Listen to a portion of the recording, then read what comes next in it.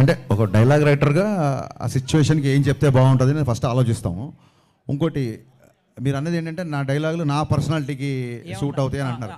నేనే కాదు సార్, ఎవడైనా సరే పొద్దున్న లేచి అద్దంలో మోహన్ చూసుకొని నేను హీరో అనుకుని బయలుదేరతా తప్ప నేను జీరో అనుకుని బయలుదేరారు కదా. హరీష్ శంకర్ గారు హాయ్. ఇందులో మీరు ఏమన్నా గెస్ట్ అపియరెన్స్ చేశారంటే వెనక పోస్టర్లో చూస్తుంటే మీరు కూడా ఉన్నారు కదా?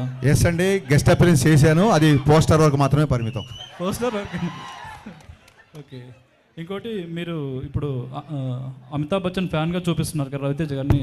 అలా ఆయన ఆల్రెడీ అమితాబ్ బచ్చన్ ఫ్యాన్గా ఒక సాంగ్ చేశారు 5 ఏళ్ల వయసుకి అమితాబ్ బచ్చన్ ఫ్యాన్ అని. ఇందులో వింటేజ్ లుక్లో చూపించి చేయడానికి మీరు ఎంత ఇందులో ఇంతకుముందు రవితేజ గారు చేయనివి చాలా ఐటమ్స్ ఉన్నాయి బచ్చన్ గారిని బేస్ చేసుకొని. సో అవి చాలా ఎంటర్టైనింగ్. అవి ముందు చెప్తే బాగుంది. డెఫినెట్గా స్క్రీన్ మీద you will love it. Okay, wish all the best. Thank you అండి, thank you so much. Bhagyashree గారు.